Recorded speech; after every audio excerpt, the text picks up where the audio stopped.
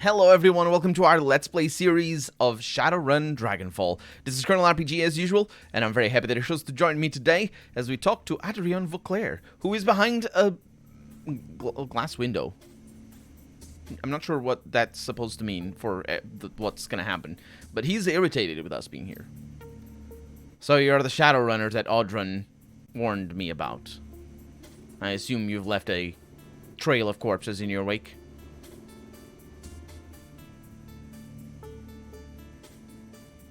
Is Audrun around, by the way? I've got a message for him from Paul Emsel.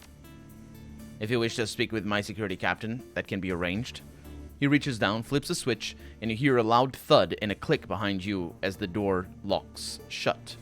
You'll find that the blast door behind you is sealed, and that the laboratory you occupy is fully secured. An important precaution. We keep our test subjects in there, and they are far more dangerous than you.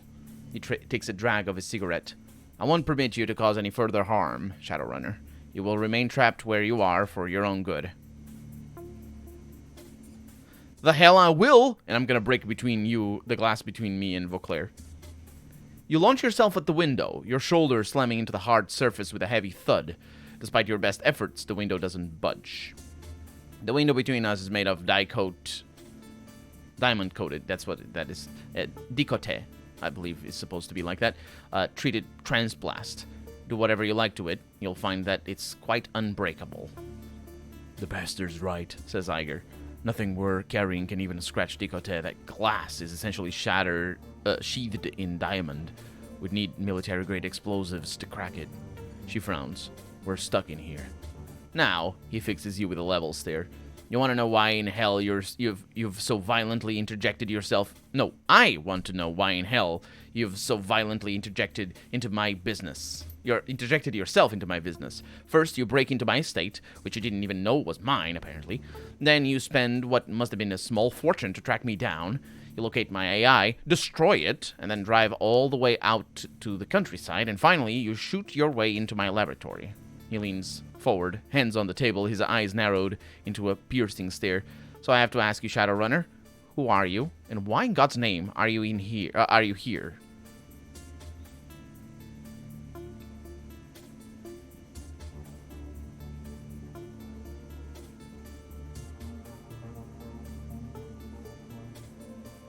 Well, we came to find you, Vauclair, to help us stop Führerschwinge. Except the Firewing wasn't the one after us after all. There's too many afters in that one. It was you all along, wasn't it? Vauclair sighs, covers his face with his pale, nicotine-stained hands. To help you stop Führerschwinge. That is ironic. But yes, you are correct. I am the one who has been hunting you. The one who sent Apex and Audrun after you. You're going to pay for that, you bastard. Why attack the Cruz Bazaar, Vauclair? Why kill Paul Emsel? It was necessary to preserve the secrecy of my work, for the greater good of all. I know I have wronged you, and for this I am sorry. He sighs a long, rattling sigh that quickly turns into a violent fit of coughing. The sound echoes over the loudspeaker. He collects himself and continues. I don't expect you to understand, nor do I have time to explain it to you. He straightens, glances back at the screen to his side, and nods curtly. Now, I must know, how did you learn that I was still alive? How did you even know to look for me? Did someone send you? Well, there was an antiquated DVD storage device, a bunch of talk about the Dragonfall. Oh, and the bloody corpse of a guy named Green Winters. Maybe you knew him? Vauclair, it was his brother, by the way. Vauclair starts, and the sudden movement of his arm sends his overflowing ashtray flying from the table in a cloud of ash. A look of dread fills his face. Bloody corpse? What do you mean? Where's Hermie? Explain yourself. Hermie's great. I mean, dead as a doornail. Somebody's pet AI fried his brain. But other than that, he's good. It's fine. He slumps into his chair next to him. Or into the chair next to him, his whole body shaking. I didn't... He's suddenly overcome by another fit of coughing. He steadies himself on one arm of the chair. Apex. He clutches his chest. I should have never trusted that thing. Yes, you should not. And also I didn't, because I'm better and smarter and more beautiful than you. He closes his eyes and a tear traces its way down the gaunt hollow of his cheek. Oh, Hermie, the things I've sacrificed, all for this. All for Panacea. All for tonight.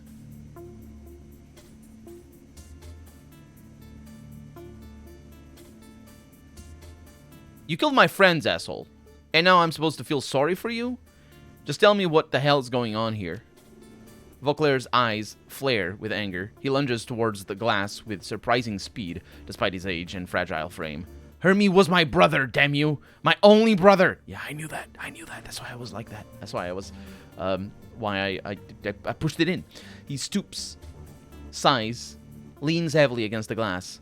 What's going on is that I'm about to see the end of the dragons. Not just Firesfinger, all dragons. Wait. Really? Because that's kind of nice.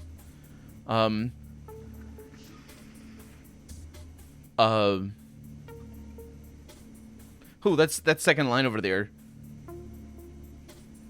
Am I wrong in saying that all dragons they're like basically all terrible creatures? Like, I don't know. I remember, I think basically people became dragons if they were already super bad when the meta thing happened. And that's why all the dragons, there's like, all corporations are led by dragons, and it's like, just bad, everything is bad. Every dragon is just basically kill them all. But it feels like, are we not supposed to know that? Or something? Or am I wrong on that? Because I don't know. Anyway, maybe the rest of the answers actually show that. There are quite a few dragons out there, Doc. Powerful dragons. I don't think they'll support your plan. That line is good. I need to shift my chair here. Why didn't you say so? That plan doesn't sound crazy at all. That's not being sarcastic. I don't think that line is supposed to be sarcastic. Let's go with that. Nah, I think it might be sarcastic. Because it feels like it might be sarcastic, but also I don't want it to be sarcastic. Let's go with the first one. Explain yourself, Doctor. Vauclair fumbles in his pockets, produces a fresh cigarette. He lights it with shaking hands and breathes in deeply. The orange glow of the cigarette flares bright. When he exhales, the words spill out with the smoke.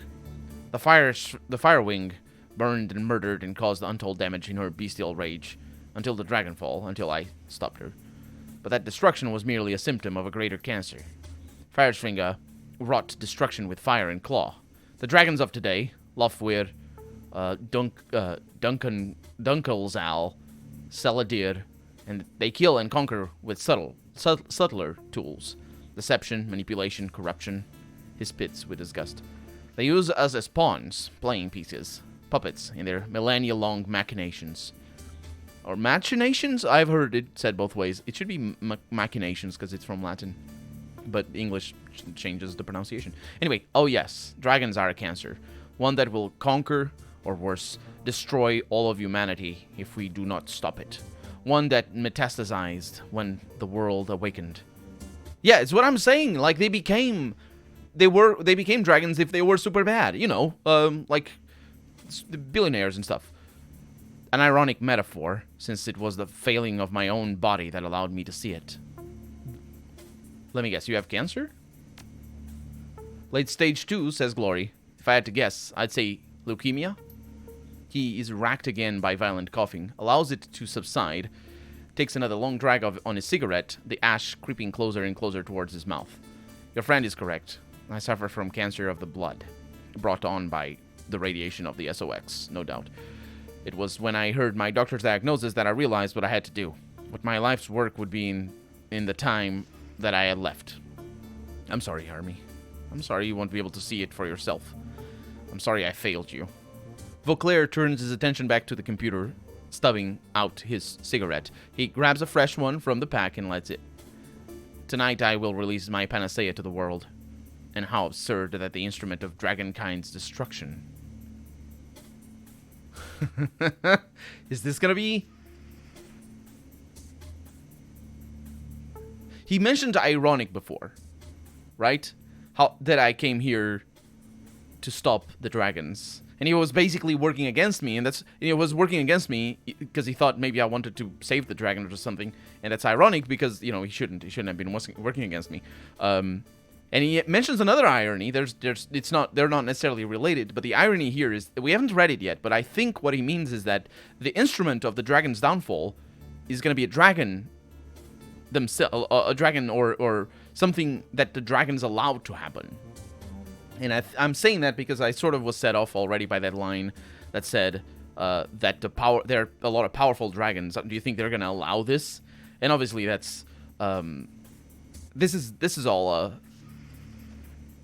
a metaphor, as it were, or it can be understood as a metaphor for bringing down powerful people living in a corporate ruled system.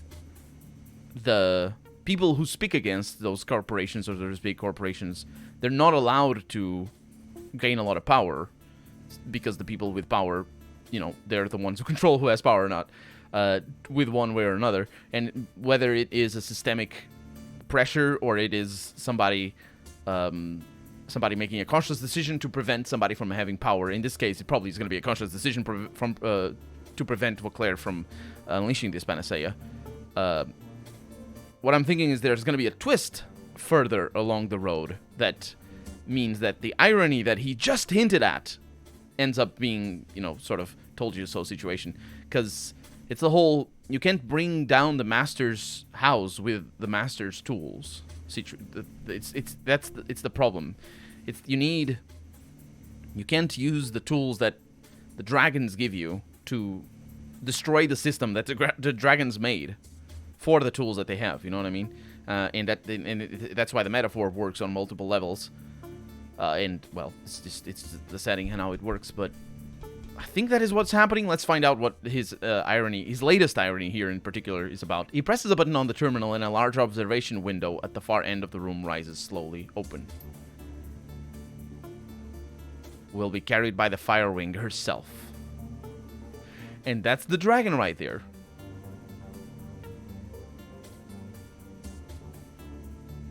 Wait, that's a lot less subtext than I thought it was gonna be. That's a little bit on the nose, which is good because the metaphor doesn't need to be carried out by things that are metaphorical themselves. It becomes very difficult to parse through the storytelling unless you're actively looking for it. When things are on the nose, it's easier for you to draw parallels to real life situations. And I think what this means is that the Firewing is herself going to release the panacea, but she's probably going to betray him in the sense that maybe she's like if I were writing the story here, this is what I would do. I would be like, oh yes, I'm going to kill every dragon because I hit them all, and then I die as well. And then what happens is all the other dragons die, but she becomes like super powerful, and he dies, and everybody dies, and it's all bad. And that's where the irony comes in. It wasn't irony, you dummy. You trusted a dragon, and that's what you got. And also, there's already foretelling or foreshadowing for that, because you shouldn't have trusted Apex. In the case of Apex, is that it was, as far as I know, designed by her already, so there's like plenty of foreshadowing there. But this is if I were to be writing this.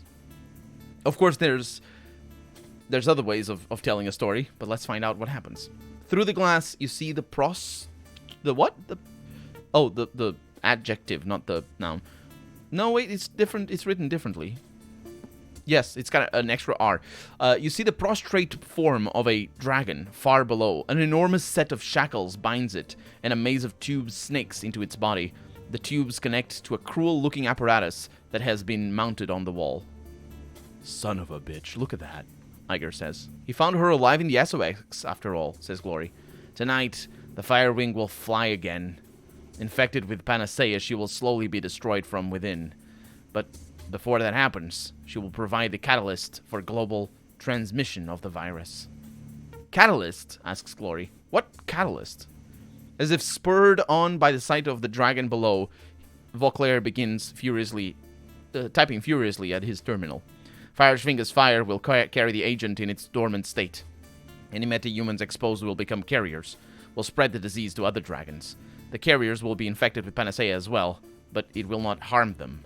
To non-dragons, it's a nuisance, nothing more. When a critical mass of carriers is achieved, my Panacea will become unstoppable. It will spread across the globe in a relentless tide. However, if it does not reach this critical mass, it will fizzle, die out, become inert. Hence the need for a ground zero, a flashpoint for a mass infection event. He looks at the ceiling, mumbling to himself. I'm sorry, Hermie. I know how you loved your flux state. But that doesn't matter now. It must be Berlin. Oh, he's gonna kill the whole of Berlin to kill all the dragons. Wow, talk about drastic measures.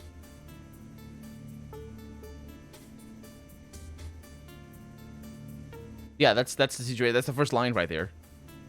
Hang on a second. You're going to sick the Fire Wing on Berlin? He continues his work, filled with a feverish energy. To save the world, yes. For Panacea to work, Berlin must burn.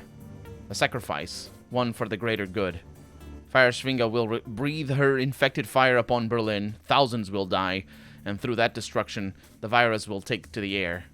A critical mass of Berlin's meta-human population... Well, he says it, thousands will die. Are you really... This game treats... I said it before when we learned about what the Fire Wing did first. But thousands? What are we talking about? Like 10,000? Even 100,000? I mean...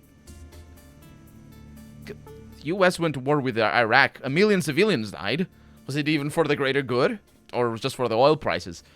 Just, and you know, we're not... Usually, the conversation doesn't even revolve around the greater good situation. Here is the greater good. So it's like... Yes, you're... it's a little bit that... what is it called? There's like this thought experiment where... it's more about the value of action versus the value of inaction in regards to moral choices, but it can be used under other lights. But it's the thing where basically there's a tram coming in that's going to run over 5 people, and you can divert the tram to run over only one person that otherwise wouldn't be run over. Would you divert the tram or would you not divert the tram? And that thought experiment is used so that you could, can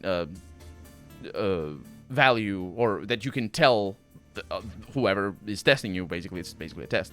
But so you can tell yourself as well how much you value action in regards to how it affects the moral choice. So if you see action as being consequential, whether you act or not, if you think that it doesn't matter if it's me pulling a lever or not pulling a lever, it's still a constant decision, you're going to say, well, I'm going to pull the lever, and because, you know, fewer people dying is better than more people dying. So you pull the lever and only one person dies instead of 5. But if you see action as as a central point to morality, then you're going to say, I'm not going to pull the lever because otherwise I would be killing one person. And if I don't pull the lever, the other people are going to die, but they were going to die anyway. So it's a thought experiment for... That particular thought experiment is a thought experiment for the aspect of a morality that is related to action rather than choice. But in this case, it's always action. But it's just the numbers are... You're not talking about killing half the world's population or something. Then the stakes would be high. Then you could bring me... Yeah, talk to me about billions, and then we can make this decision. Or make this decision hard, I should say. Because as it is, Berlin is going to burn tonight. A critical mass... Oh, he says, a critical mass of Berlin's meta-human population will be exposed, but no one will even think to quarantine the city until it's too late. The flux state lacks any centralized authority. Corporations will evacuate their own. Thousands will flee the city, infected. He mutters, his voice growing more detached. Oh yes, Army. Berlin is the perfect flashpoint. It wasn't supposed to happen tonight, no. But this little intervention of yours leaves us no choice. Let us see. He squints at his screen. Tonight's wind patterns dictate that Ground Zero be Tempelhof Schöneberg. Highly populated, the virus will spread quickly enough from there. That's only a few kilometers from the Cruise Bazaar, says Iger. The Cruise Bazaar? My favorite cafe is in the Cruise Bazaar. Look, you're crazy, and we're probably all gonna die, but we're not letting you get away with this. That was Blitz. Nonsense. You are still tight in that laboratory, impotent to stop me. The old man eyes the cigarette butt in his hand, fishes out another from the pack, and lights it with the first and then he returns to his console, reaching to the side for a microphone. He mutters something into the receiver. You can just barely make out the sound of the name Audron. When he turns to address you again, his voice is level. The shaking in his hands seems to have subsided. Security will be here soon, and they will take care of you. Do not worry, you will not be harmed. The sacrifice that I'm making tonight is a necessary evil. It cannot be helped, but so long as you remain confined, I see no reason to kill you too. So I don't think the storytelling is going to go in the direction of the irony. The irony is just sort of a little amuse-bouche of the whole central aspect of where the plot is going. So we have 4 options here. You don't burn a city and call it a, quote, sacrifice. You call it what it is, mass murder. That's the first option. How are you going to get Firefinger to go along with this plan of yours? That's actually very important. I hate to say, Doctor, but I think I agree with you. Yeah, well, yeah, that's what I was thinking. But how are you going to get the Firefinger to go along with this plan of yours? Vauclair continues his work. Oh, that's simple enough. He gestures to his left. She has no choice. Oh, that's the woman. We never saw that. Or we haven't seen it yet. I don't think we know her. The gaunt woman in the containment cell stands rigidly, her face pressed against the glass, her haunted yellow eyes tracking your every move. She appears frightened, disoriented, lost. Her mouth moves silently, her voice muted by her glass cage. So the stories Green Winters found were true. Firefinger's astral form was separated from her body when she fell. Oh, that's Firewing. I didn't realize it was going to be the astral form, so non-astral, if you know what I mean. You trapped her somehow, says Blitz. Yes, but that came later. In 2012, we took down Firefinger with an experimental weapon. This device, suffice it to say, I couldn't fully predict how it would affect her. In 2036, I led a search team into the SOX. I had to know what really happened to the creature that I had slain. I found her alive, in a way. The dragon's astral form, her spirit, you might say, had been ripped from her body by the weapon. It was trapped inside a young woman living in the SOX. A mob of glowpunks revered her, treated her like a goddess. I transported the young woman in the dragon's body here, where I could study them. You mean that she's been in that cell for almost 20 years? The old man nods absently. No choice. A creature separated from its astral form cannot live more than a few hours before both die. It was the high-intensity radiation of the SOX, combined with the magical creature inside her, that allowed the woman to live as long as she has. So, Vauclair seems almost eager to explain. The environment within her containment chamber mirrors that of the SOX. It has allowed us to keep Firefinger alive all these years, while her bestial shell remains chained up below. Now, as for her physical form, that will be simple as well. We have drilled a series of electrical charges directly into her skull. When we release the Firewing's body, empty of her astral self, we will trigger all of the vicious instincts and primal urges left in her reptile brain. She will unleash her fire where we command it.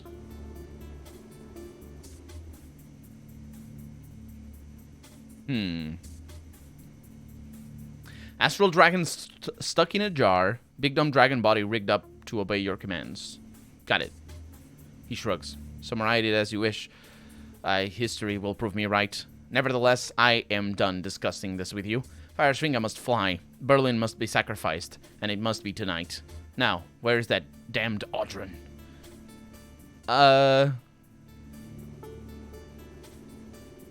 I don't like what you're planning, Vauclair, but if it'll kill the dragons, maybe it's worth it. He pauses. Oh. And tell me, why all of a sudden... why the change of heart all of a sudden? The change of heart, I didn't say any... Did I? I didn't say that... Did I say that he was... I'm not sure where the change of heart is supposed to be. I think the change of heart means here, why are you not fighting me all of a sudden? I just said it. It's sort of a self-defeating question. It's not really defeating, but, you know, self-answering question. Let's see. We have 3 options. I agree with everything that you've said about dragons, what they're doing, and why they... Oh, it's also worth pointing out that the dragons kill thousands of people every day. But and not only are they responsible for maintaining the poverty and exploitation of a lot of people, they also kill them a lot. And so, yeah. So it's sort of redirecting the murders of one day to Berlin. It's a bit of a bummer, but it's a little bit like the trolley problem. Kind of a little, not really. It's kind of just murder, mass murder, but still. I agree with everything that you've said about dragons, what they're doing, and why they need to be stopped. If you've got room for me in your organization, I want it in. That's the one option. I don't want to see Berlin burn, but if that's what it'll take to save the rest of the world, then I think that you should do it. I won't try to stop you. That's the second one. And your plan has merit. I think that it'll work. So I say, go for it. I won't get in the way. So it's just a matter of how dedicated I am to it. Let's go with the first one because, you know, I want to see what that story goes in. Blitz asks, huh?